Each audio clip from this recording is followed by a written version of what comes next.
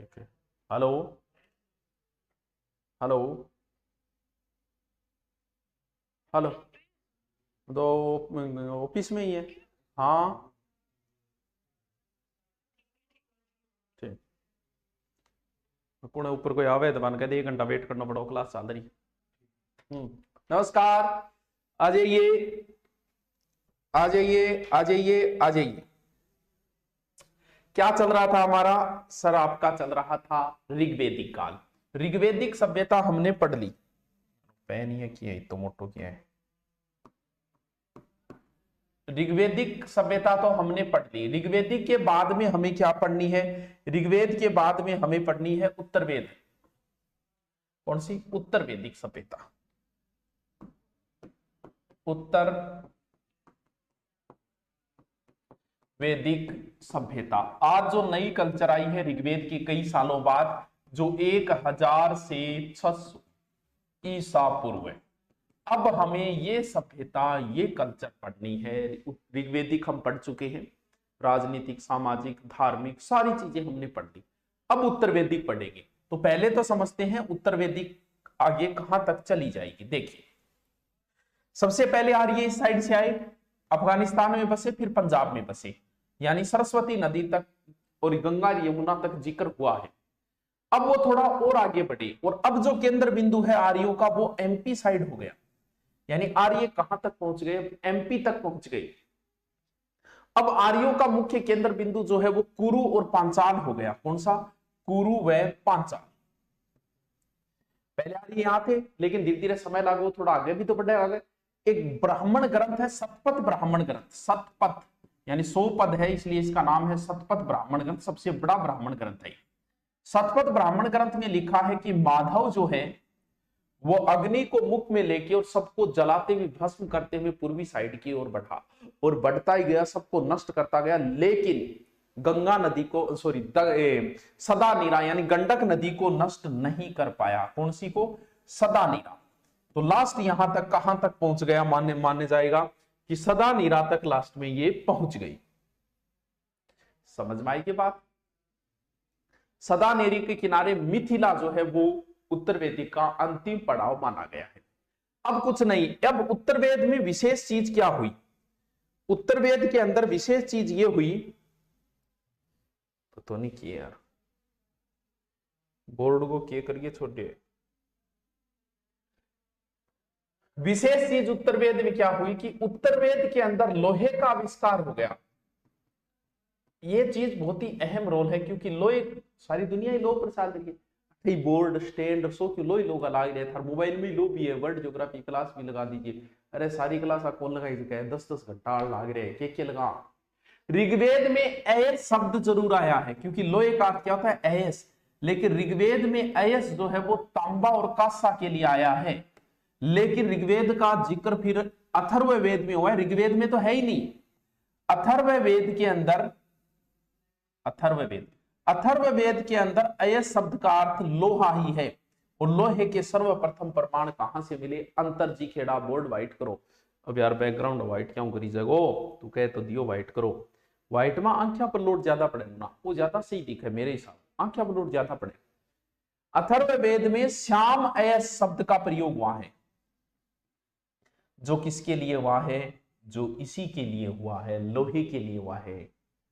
पाणिनि की अष्टाध्यायी में भी लोहे के हल को कुशी कहा गया है। पाणिनि की अष्टाध्यायी में लोहे को कुशी कहा गया है, लोहे के हल को। सर्वप्रथम लोहे के प्रमाण कहां से मिले? ये प्रश्न बहुत इंपॉर्टेंट है। अंतरजी खेड़ा। अंतरजी खेड़ा से सर्वप्रथम लोहे के प्रमाण मिले। लोहे के सर्वप्रथम प्रमाण अंतरजी खेड़ा, अंतरजी खेड़ा, अंतरजी खेड़ा। ये नाम याद कर लेना। गुलाबी रंग चलाऊं, और रंग दिख रहे हो को नहीं? गुलाबी कौन सो है?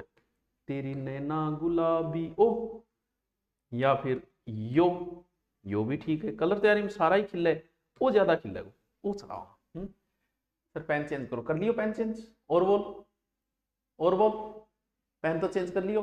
और बता क्या करना है? देखो, ऋग्वेद के बाद में हमने क्या पढ़ा? उत्तर वेद। उत्तर वेद में क्या है? उत्तर वेद में ये चीजें हैं कि आर्य थोड़ा सा आगे बढ़ गई, आगे फिर किताब बढ़ गया दूसरी। आगे फिर एमपी तक चला गया और एमपीयू भी आगे चला गया है थोड़ा, तो एमपी से आगे चले गए। अब आर्यों का केंद्र बिंदु कुरु पांचाल और एमपी साइड हो गई, सदा नीरा तक चले गई। ऋग्वेद में हमने सिर्फ एक वेद पढ़ा था, उत्तर वेद के अंदर कितने वेद पढ़े जाएंगे? तो देखो उत्तर वैदिक सभ्यता, उत्तर वैदिक में बचे हमें 3 वेद, कौन कौन सा? एक तो सामवेद, यजुर्वेद, यजुर्वेद और फिर अथर्ववेद।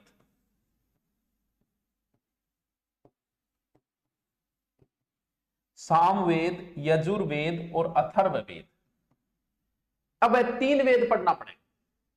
अब आप आगे एक एक की जानकारी लिया कि सामवेद में कहीं है, यजुर्वेद में कहीं है और अथर्ववेद में कहीं है। अपन तीनों वेद ही पढ़ना पड़ेगा, सामवेद, यजुर्वेद और अथर्ववेद। तो नहीं अंगो 3 ही ऑप्शन क्यों आ रहे थे?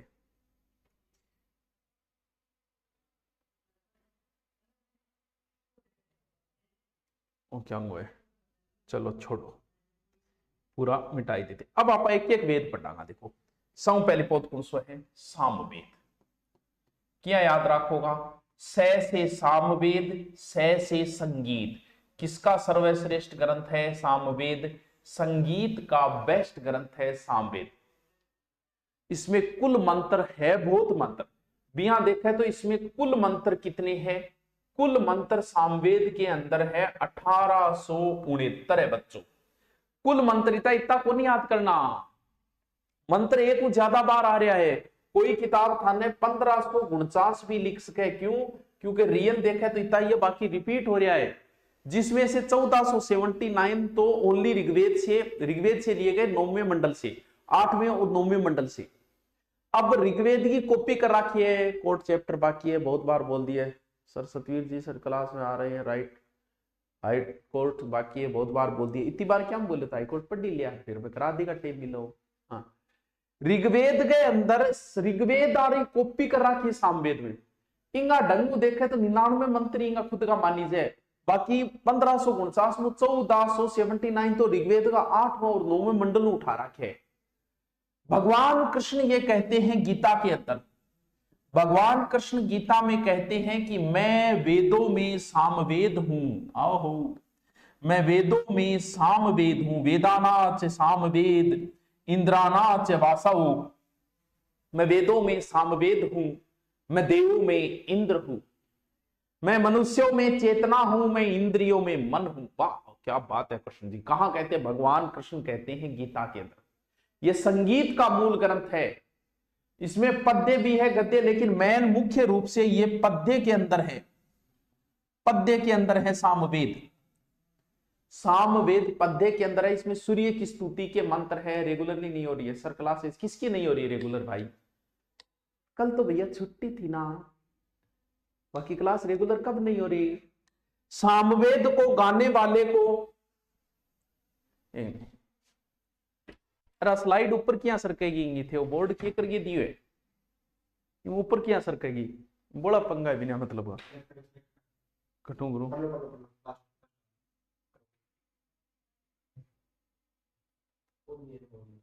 हैंग को नहीं हो ऊपर कौन सरकना, बटनी को नहीं ऊपर सरकना इमको नहीं देख लियो मैं।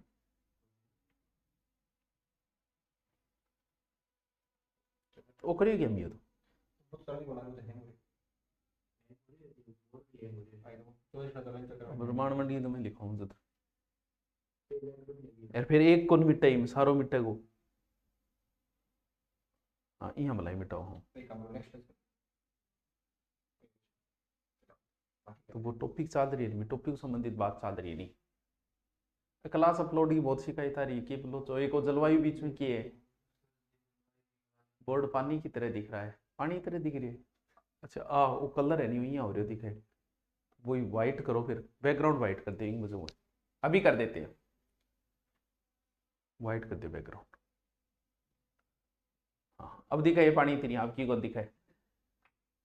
हाँ पिछलो पेज है क्यों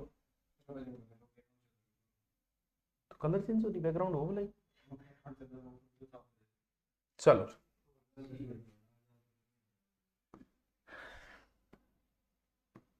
यानी सामवेद। क्या चल रहा था? सामवेद। वेदों में सामवेद जो ऋग्वेद की एक कॉपी है, सबसे छोटा ग्रंथ है ये, सबसे छोटा वेद है ये। सामवेद को गाने वाले को उद्गाता कहा जाता है। सामवेद के गाने वाले को उद्गाता कहा गया है।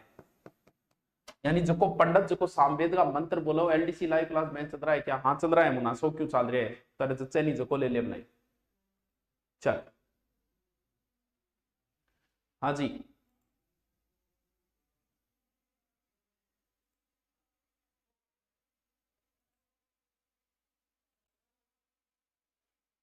हाँ अब ठीक है, अब ठीक है नहीं। सामवेद का एक उपनिषद है छांदोग्य उपनिषद। छांदोग्य उपनिषद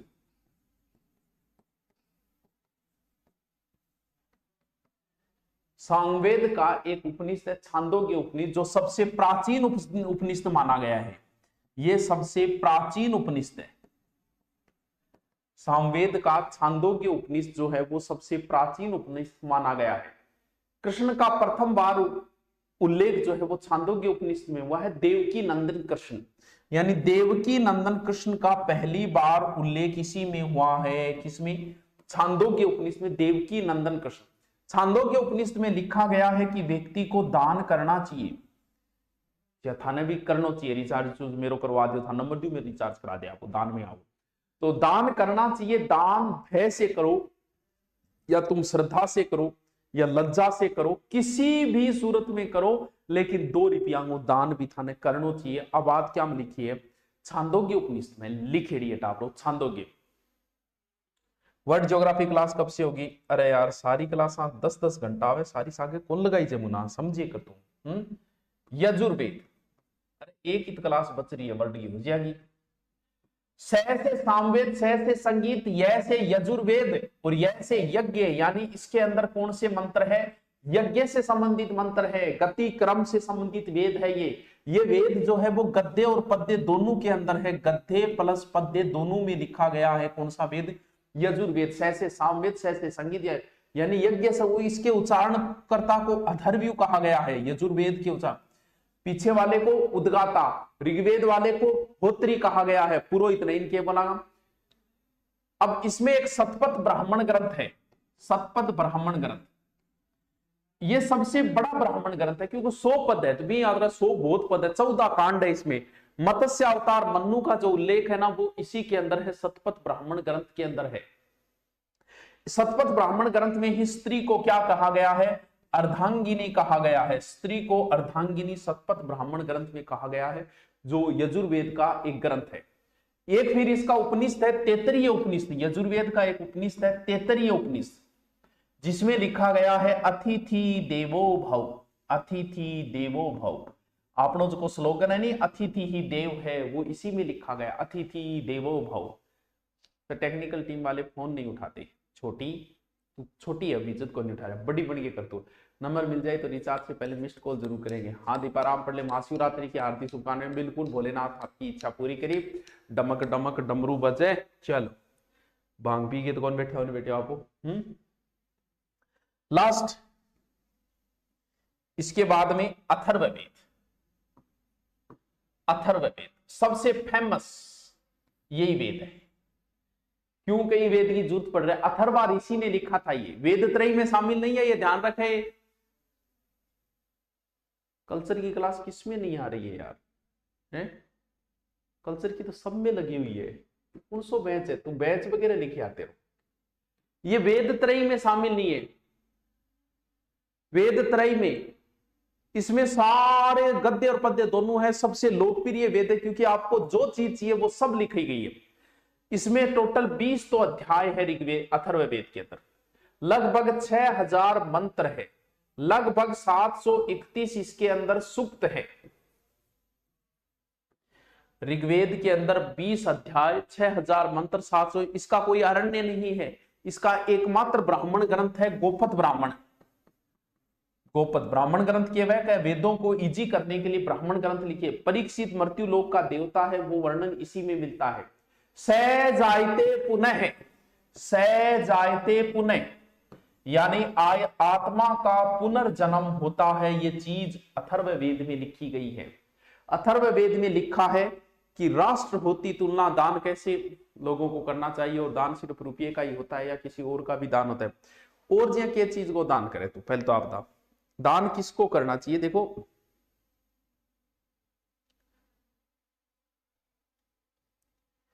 बात आए है मुना दान की चर्चा करना, अपने बहुत ज्ञान चाहिए रे। अरे इतने ज्ञान को करेगो के दान पर चर्चा करनी है तो कितनी देर कर सका पा। अरे तेरे जच्चे बीती देर कर लियांगा, तू कह को बीती देर कर लियांगा बता। ठीक है।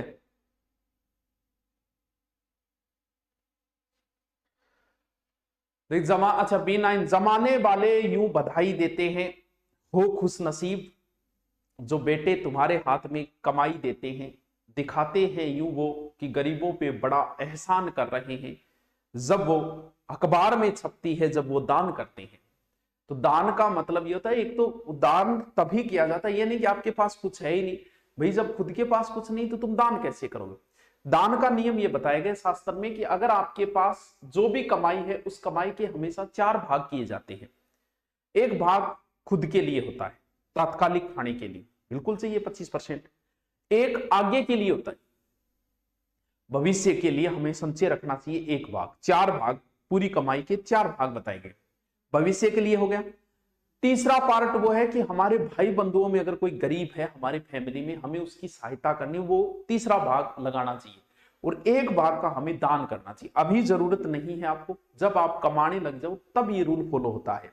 और दान का ये भी बताया गया कि दान का कभी प्रदर्शन नहीं करना चाहिए, इस हाथ दे इस हाथ को पता नहीं चलना चाहिए, क्योंकि अगर दान का आप प्रदर्शन कर रहे हो तो इसका मतलब आप किसी स्वार्थ के लिए दान कर रहे हो। कहीं ना कहीं हो सकता है आपको पब्लिसिटी चाहिए या फिर कुछ भी हो, तो दान हमेशा गुप्त होना चाहिए, प्रदर्शन नहीं होना चाहिए। ये नहीं, तभी तो कहा है नेकी कर और दरिया में डाल, ये नहीं कि नेकी कर और फेसबुक पे डाल, क्योंकि दान का महत्व है खत्म हो जाता है अगर आप प्रदर्शन करते हो। अभी आपको दान की कहीं आवश्यकता नहीं है। आपको दान कब करना, जब पैसे कमाने लग जाओ, तब संपत्ति के 4 भाग होते हैं जिनमें से आप 1 भाग का दान कर सकते हो।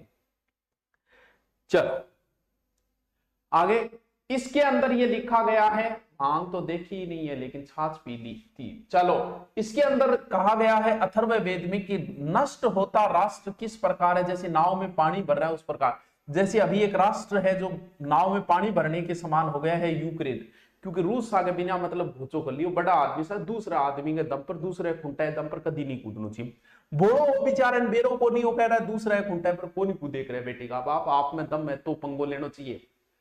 अथर्ववेद में हमें आयुर्वेद की जानकारी मिलती है, इसीलिए ऐसा कहा गया है कि जिस राजा का मंत्री अथर्ववेद का ज्ञाता हो वो राज्य बहुत प्रगति करेगा, क्योंकि अथर्ववेद में राजनीति की जानकारी है, साइंस की जानकारी है, उस समय शल्य चिकित्सा की जानकारी आयुर्वेद के अथर्ववेद के अंदर ये इसका उपवेद है। इसमें लिखा गया है कि मेरे बच्चे, युद्ध पहले मनोभूमि में लड़ा जाता है फिर मैदान में लड़ा जाता है। हमेशा युद्ध पहले मनोभूमि में लड़ा जाता है। मान लो थे कि नहीं कुटने जा रहे हो, अथर्ववेद में मंत्र 5987, बिल्कुल सही है तेरी अंजू बात, 5987 है, मैं लगभग 6000 लिख दिया, बिल्कुल एकदम तेरी बात 1,00,000% की बात है। ठीक है सर, टीचिंग मेथड भी करवाएंगे क्या, सब कुछ करवाएंगे आपके सिलेबस में जो है। यानी आप किसी को पीटने के लिए जा रहे हो, कूटने के लिए जा रहे हो, तो दिमाग में आपके क्या चलेगी, कूटनो है, और थारे दिमाग में पहली चाले गाड़ी में थे बैठे और लठ लाट वेरा वो लठ लेके मैं साढ़े कॉलर पकड़ी और भोगरो खोल दूंगा, लड़ाई तो भी हुई को नहीं। इसीलिए कहा गया है कि युद्ध पहले मनोभूमि में लड़ा जाता है और फिर मैदान में। एक उपनिषद है मुंडको उपनिषद, जहां से हमने लिया है सत्यमेव जयते। हाँ पोलियो दवा पीली मुना, तेरे बड़ी पोलियो की चिंता है। अरे चलो भाई, अथर्ववेद में तलाक का भी उल्लेख किया गया है, उपनयन रुक गया था ये भी है। चलो लिखिए अब हेडिंग डालो, डालो भाई उत्तर वैदिक सभ्यता, हेडिंग डालो उत्तर वैदिक सभ्यता, उत्तर वैदिक सभ्यता, उत्तर वैदिक का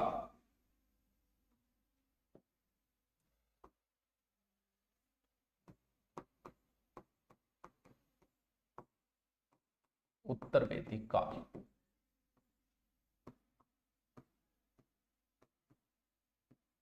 1000 से 600 ईसा पूर्व। ठीक है,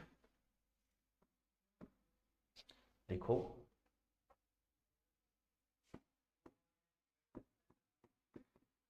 ऋग्वेद में पूर्वी सीमा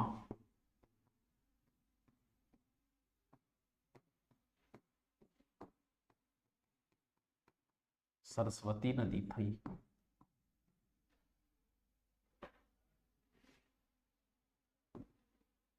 अब सीमा एमपी तक हो गई।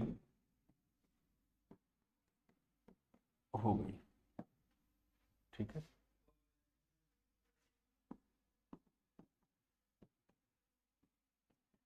आर्यों का मुख्य केंद्र कुरु व पांचाल हो गया। कुरु व पांचाल हो गया।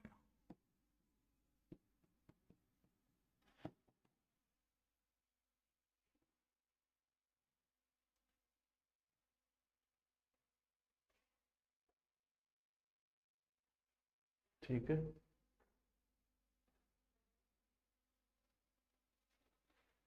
देखो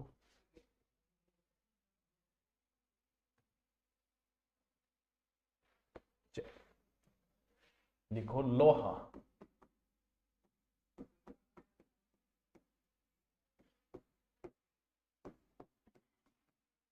ऋग्वेद में अयस, तांबा व कांसा के लिए आया है।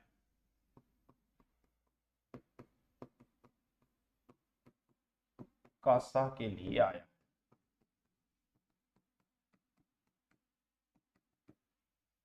ठीक है, कल्चर की लगा देंगे यार। कल्चर का क्या लॉस है, मेरी कहानी समझ में नहीं। कल्चर तो लगी हुई है, हैं? अभी मैं करता हूँ।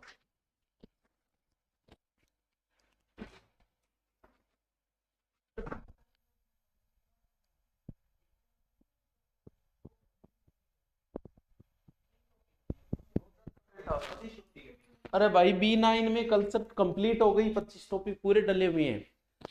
तू अभी छोड़, तेरा फोन कर 01561 294 295, वो फोन चालू कर। अभी फोन कर तू हुंजा हुमान आज फोन करके तेरी आईडी पासवर्ड बता, अभी चेक करते हैं तेरा। 01561, जिसके भी कोई समस्या हो, कौन सी ऑनलाइन से संबंधित, 01561 294 295 294 ठीक, सॉरी 294 पर 01561 294 पर कॉल करके अभी तेरी आईडी पासवर्ड बता, क्योंकि सारे डले हुए हैं। कोर्स कंप्लीट हो गया इसका। देखो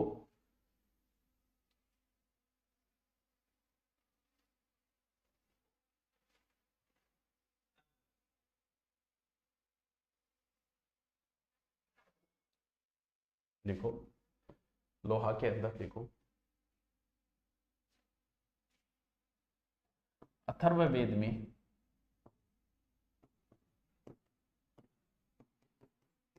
श्याम अयस लोहा को कहा गया है।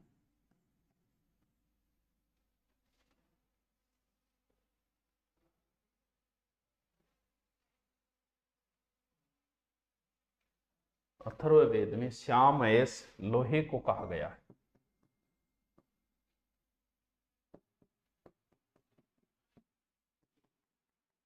कहा गया है।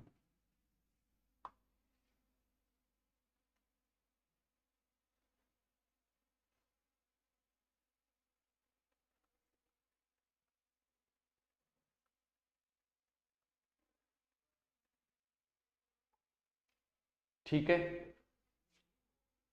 मिटाए ना ऊपर कर दिया। अरे यार आज वो नयो बोर्ड हो, मेरे समझ में को नहीं आ रही। देखो लोहे के सर्वप्रथम परमाणु अंतरजी खेड़ा,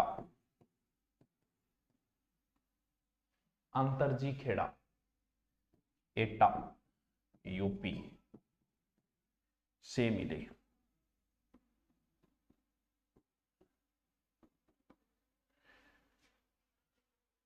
लिखो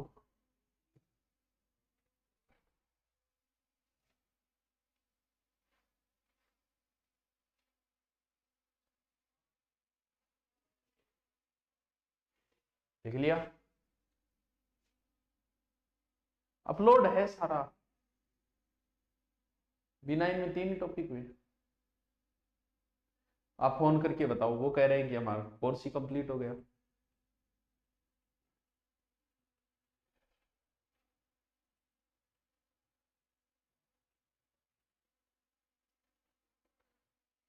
लिखो सामवेद, सामवेद लिखो।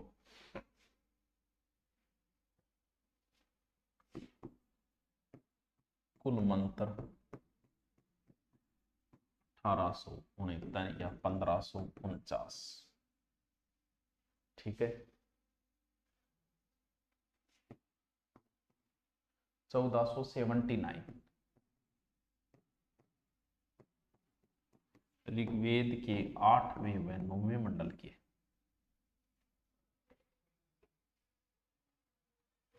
अभी कॉल करके बता दो, जिसका भी नहीं है अभी देख लेंगे।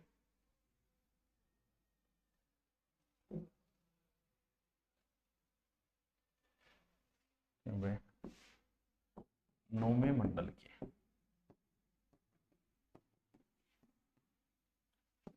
ये ऋग्वेद का एक वेद है।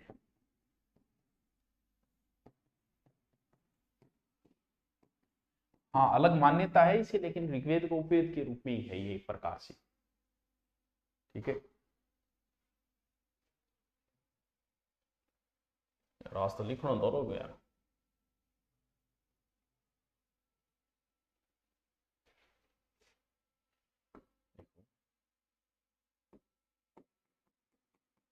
भगवान कृष्ण ने वेदों में सामवेद कहा है, ठीक है। देखो काली लिखना पड़ा, ठीक है। सामवेद सामवेद लिख दो, काली यजुर्वेद लिखा, लिखो सामवेद मंत्रों को गाने वाला।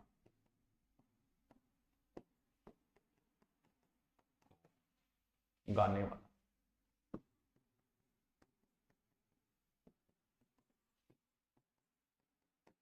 देखो जिसके भी ऑनलाइन पेड कोर्स ले रहे हो उसकी कोई भी समस्या हो तो वो 01561 294 पे कॉल करके बताएं, ठीक है, ताकि आपकी समस्या का समाधान हो।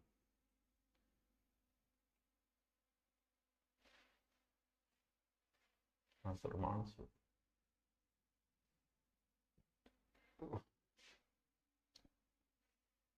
लिखो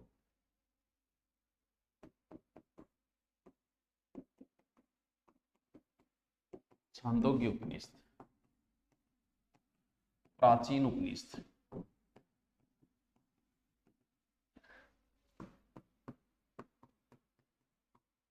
देवकी नंदन कृष्ण का उल्लेख, सामवेद का है ये, छांदोग्य उपनिषद सामवेद का ये उपनिषद है, ठीक है। ये नंबर बीजी आते हैं, बीजी तो कॉल आते रहते हैं इसलिए बीजी आता है, बाकी तो आपको मिल ही जाएंगे। चलो यजुर्वेद हेडिंग डाल के छोड़ दो, कल लिखेंगे फिर यजुर्वेद, कल लिखेंगे फिर। आज इतनी लेंगे, और महाशिवरात्रि की शुभकामनाएं। बोले शंकर आपकी इच्छा पूरी करे। आपकी कोई वैसी कोई समस्या हो, क्योंकि मैं ये व्हाट्सएप में चलाता हूं, बाद में देखूंगा इस पे, जब भी मौका मिलता है मैं इन पे देख लेता हूँ। किसी प्रकार की कोई समस्या आई हुई हो तो आप इस पर भी सूचना दे सकते हो कि सर ये सही नहीं चल रहा, क्योंकि हमारा काम है आपको सही तरीके से सर्विस देना। टीचर के मामले में कोई कमी नहीं है, कभी कोई शिकायत नहीं आती। हाँ, कई बार वीडियो अपलोडिंग वगैरह में हो जाती है, क्योंकि लाइव क्लास दिन में 50-50 क्लास से कोई रह भी जाता है, इसलिए, ठीक है। Okay, thank you.